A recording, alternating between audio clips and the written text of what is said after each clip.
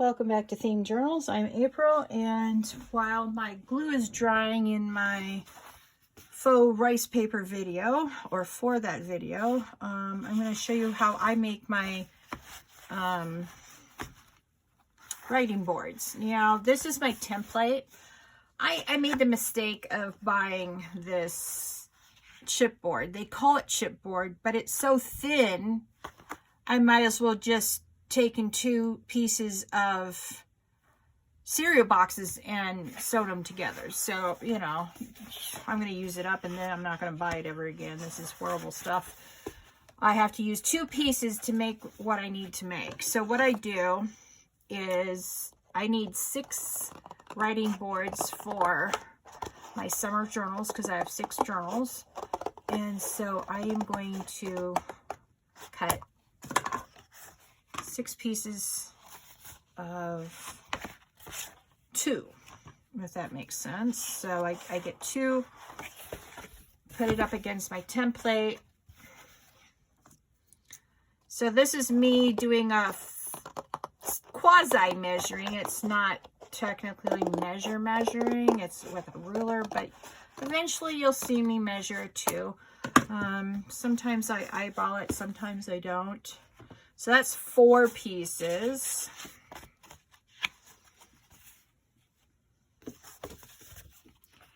All right, and then the 6th piece. Now what I'm going to do after this is take it out to my sewing machine, and I'm going to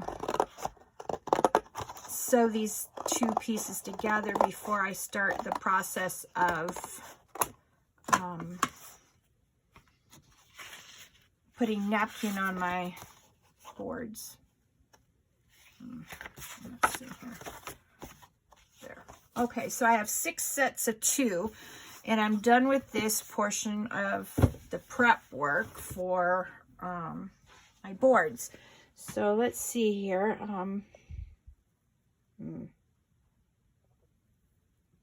Sorry, little weeby wobbly for a little bit. There. Let's try this again. All right.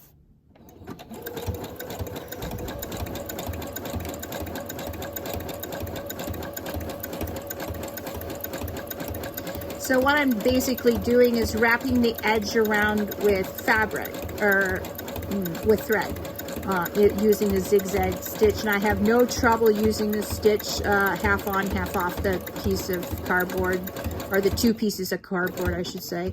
When it gets here, I just lift it up and turn the direction I want it to go. All right. And if it isn't quite, you just sort of move it so that it's proper. It's in the proper spot.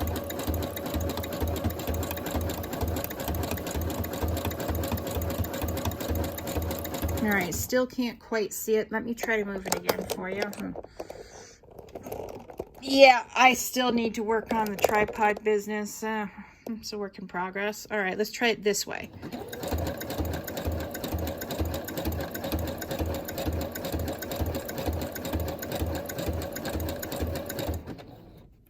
Okay, and if it isn't completely hooked to the cardboard, just keep it in close to the needle and it should be all right.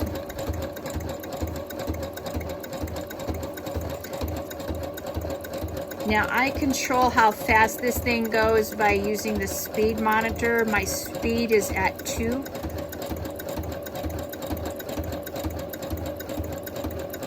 And I'm going to have to spin another bobbin in just a little bit because my bobbin's about ready to run out.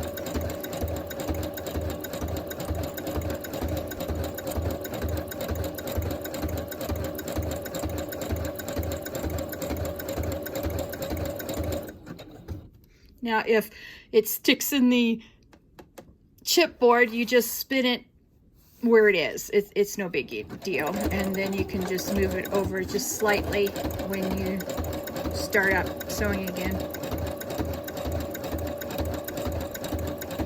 So monitoring the speed at speed 2 is really quite good for this particular stitch. It's not that I couldn't control it better, but if I went faster, it'd just be more of a pain in the you know what.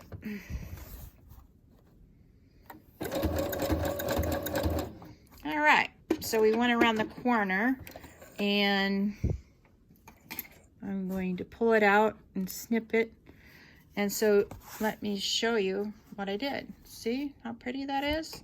It works out really quite well, and the corners are right here. And even though we're going to cut this, we're going to, you want to snip all of the corners of the, for all of the, oops, sorry, for all the threads. You want to snip all the threads. And then,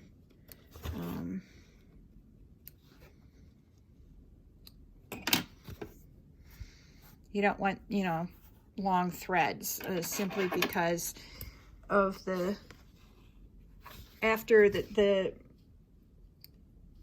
you'll see in the, you know, eventually when I show you what I do with the, see, I didn't have it even there, so we're just going to run it through again. It's no biggie.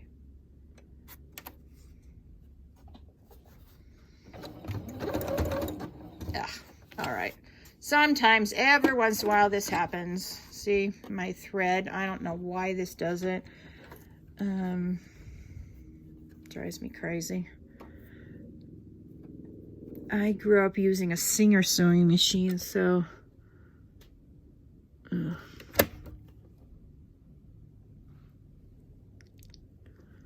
wet it a little bit and see if that won't... oh, there it goes. Okay, so we'll put it back up and we'll try it again. So some of the whys and wherefores of the Singer brother, or the brother machine, I haven't quite figured out, simply because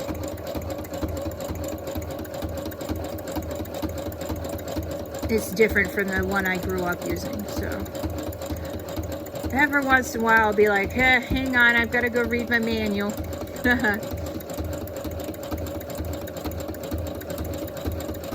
All right, now we're done. We can reverse it a few stitches and we're done. So I'll show you how the double stitch looks. See there? So it's sealed up. There isn't any edges that aren't sealed, and that won't, the double edge stitch, it's going to be hidden. So all the stitching that we're doing right now is going to be eventually hidden anyway. So it's no biggie. And then we just do 6 more. Looks like all of them, boy, I didn't do too good on the cutting of it. All right. See, we got that edge again. I cut that edge off because it's having to do it twice is going to drive me eventually cuckoo. And I have to keep it PG here on the YouTube. All right. So we just do it again. My dog is underneath my feet at the moment, so if you hear a whining in the background, that would be him. Yep. All right.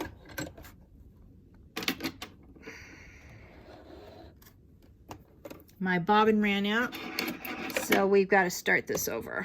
That's all right.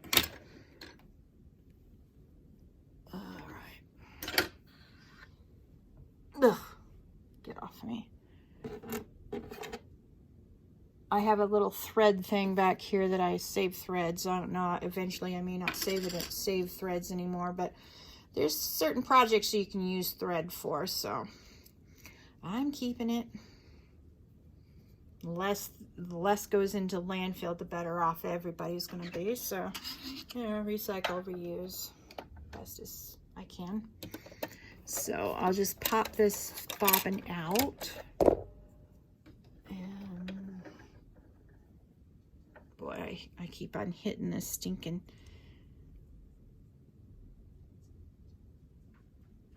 camera. I apologize for that. All right, now let's see here.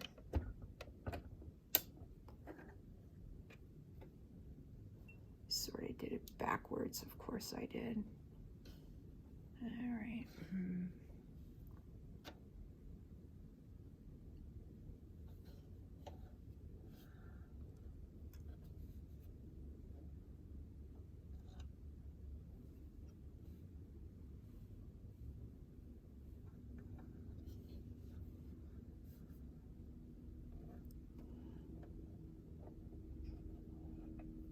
Doing bobbins is not threading the bobbins isn't my favorite thing.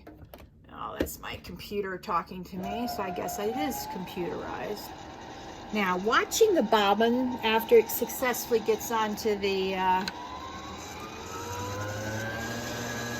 thread gets onto the bobbin, now that's fun. And I turned my speed on my foot pedal up to 3, and after I'm done doing the bobbin, I'll turn it back down. It's not going to take too long at all. Get this bobbin sorted, and we're back in business. All right, now I'm going to put the speed back down to 2 so I don't go and wreak havoc everywhere. All right, now I have to cut the original part of the bobbin that started the thread winding, so that I don't get it all jammed up in the bobbin case down here. All right, so I just put it in here. And the best thing about this new invention since years ago, you don't have to wind the bobbin through the you don't have to wind the bobbin. You used to have to wind it and catch it. You don't have to catch it anymore. You just have to make sure it goes in the right direction, which I have done. Now, let me see if I can't make this cooperate with me. All right. And what it'll do is it'll thread the bobbin for me. I love that. Now, I don't mind threading the top thread, you know, at all. So I'm cutting off the strings so I can start fresh. I know that this particular model has a threader. I don't know how to use it. I'm old-fashioned. I can't. No, I thread my own top bobbin. I don't mind it self-threading the bottom, but I don't know how to thread the needle on this particular version. Sorry, I whacked the camera again. All right.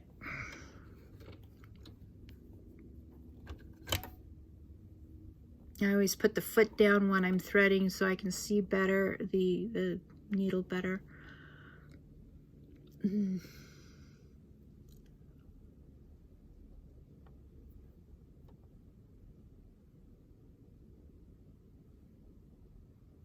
Here we go.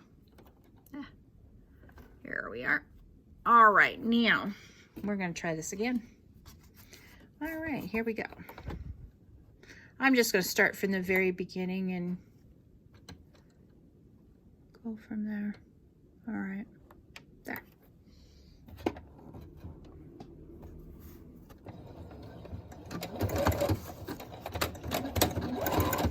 All right, there we go. I think I've got it now.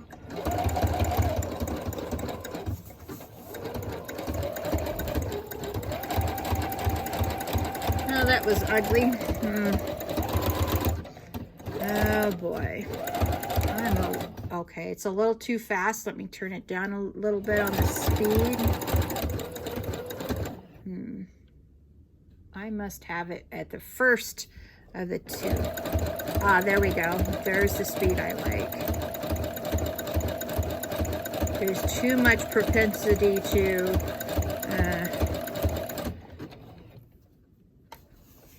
wreak havoc on your, and I'll show you what I mean by wreaking havoc when I'm done sewing this, when it goes too fast. You can't control it when it goes, when the needle goes too fast. Now, I'm sure if you are a professional seamstress, you know, you could probably go faster, but I've been an amateur seamstress all my life. I know the rudiments of sewing.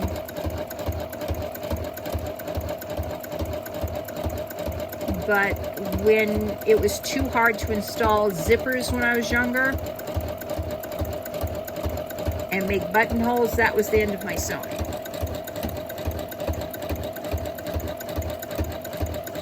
But, you know, I sew good enough for this, you know, making journals and making projects with my journals.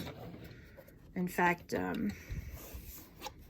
I did the same technique on my soft cover journals, and it turned out really nice. So I'm very pleased with the soft cover journals.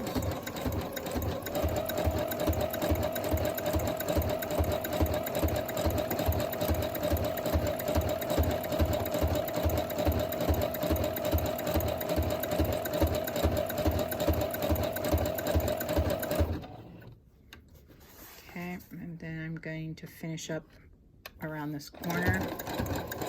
All right, that's good enough. Like I said, you won't see any of this thread when I'm done with it. It's just getting there. Okay, let me show you by what I mean by running wreaking havoc. Okay, see how uneven this is? That's when it was too fast, and it evened up right there. So you can see the difference before and what it looks like after. So I was wreaking havoc before. Look at how ugly that is. See, there's space to, it looks ridiculous, but that's okay. It won't matter, like I said, and it'll make sense once I show you how I make my writing boards. I know everybody makes them differently, and that's okay. If we all made everything the same, it'd be boring. And so I'm just cutting off the little straight edges because I either have to do them now or I have to do it later. I might as well do it now. Okay. Now, I should have enough thread in my bobbin to get me through the rest of these, sewing the rest of these things. All right, so I don't know if you can see this. Let me see if I can get you a bobbin. All right, I don't know where the other one cut off, my other video cut off, but we're doing a new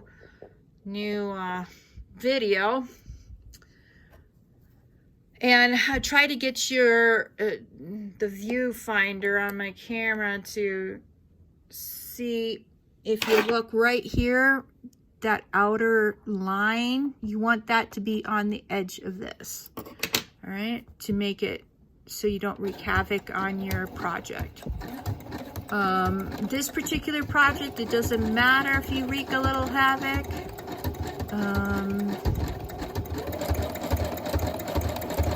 But on other sewing projects, it does matter, so you might as well practice good sewing technique even on projects that don't matter, if that makes sense. Because the more you practice your sewing, if you're not very good, the better you become. Practice makes better.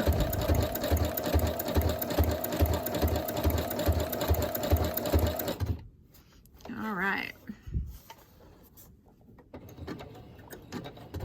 All right.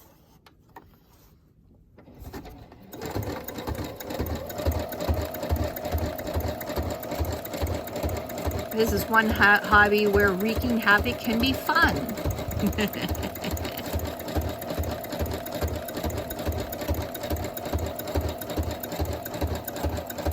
All right, I see that this isn't looking very well. Let me try this angle for you. Oh, that might be better. Sorry about that. I may cut off that earlier part. I don't know. I always edit my stuff and then decide what I'm going to keep and what I'm going to pitch.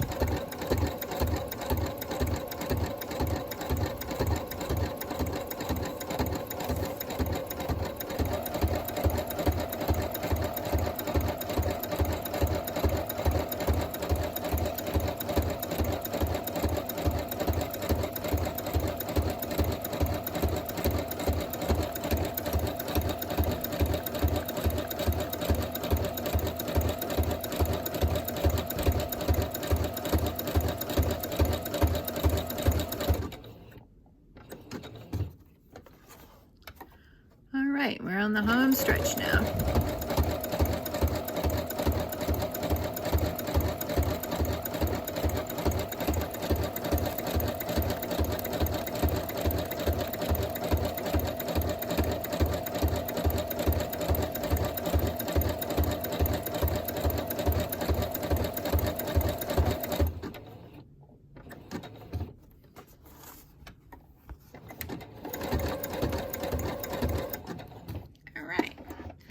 Now we're done with this one. Now let me show you the difference between the last one I got done, where I wreaked a lot of havoc trying to get it aligned again. That's why it's important to look at your foot and align it up with one of these little dots, because if you can align them up with these little dots, see how uniform these are? Yeah. All right, well, here's the last one I did. See how much havoc I wreaked?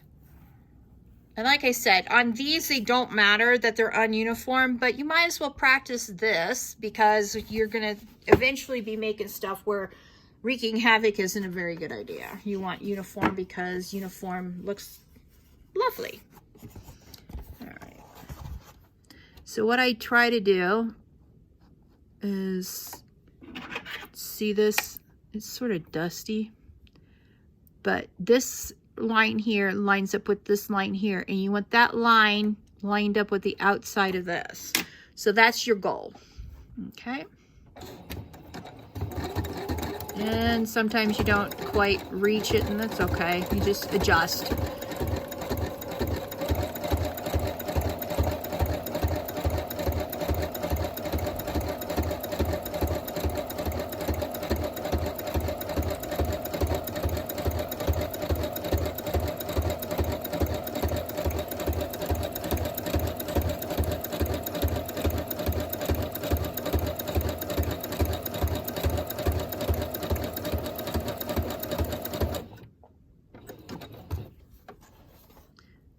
Not bad, not bad.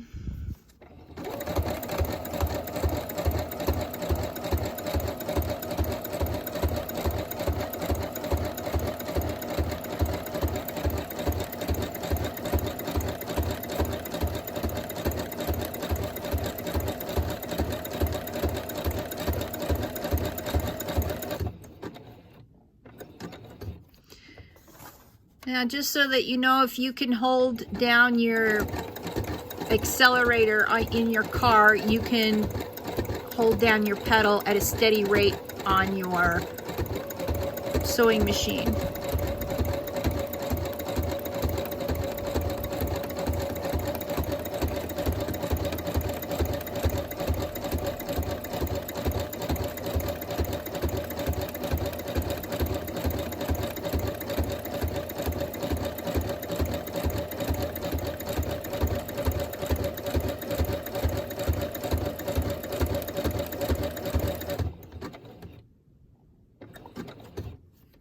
Okay.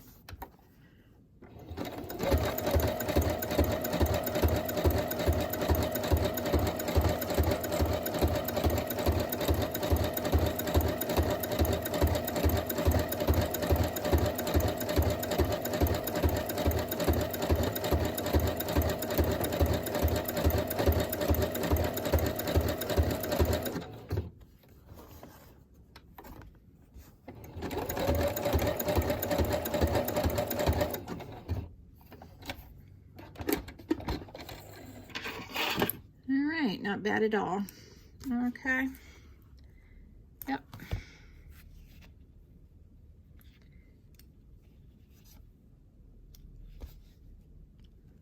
Let me show you up close see? This is where practice makes better. You can see right here, I sort of wreaked havoc right here, but that's okay. That's the only place. And like I said, on this one, it doesn't matter.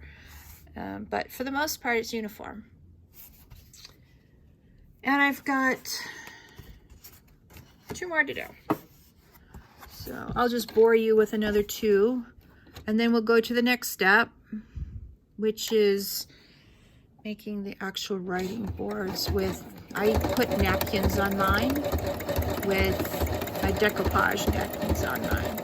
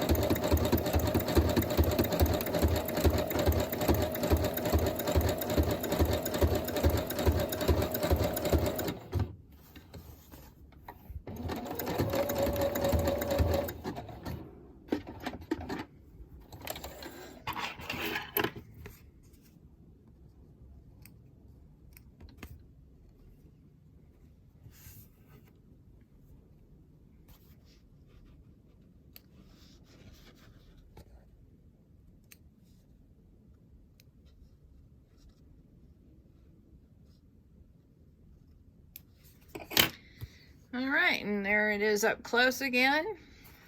Got a few extra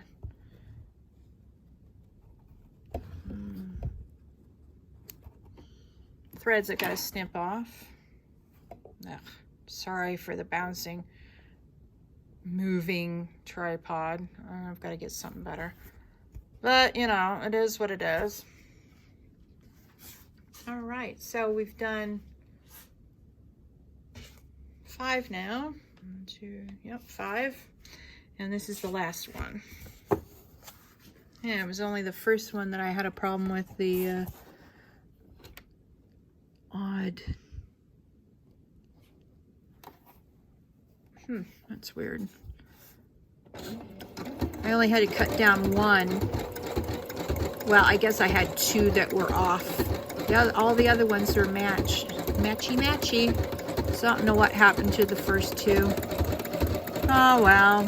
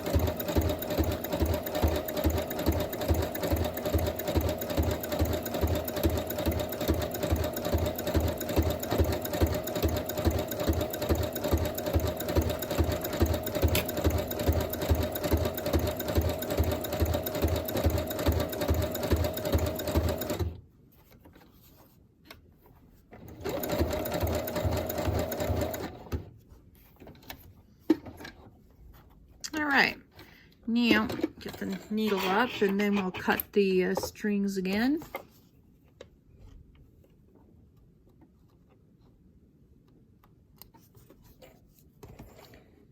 All right.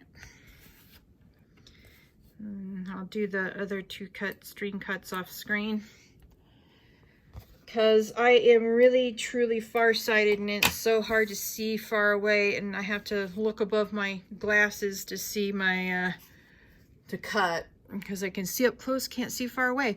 All right, I'll be right back. I'm going to move back into the craft room and set up in there for the next portion of showing you how I do my writing boards. Okay, be right back.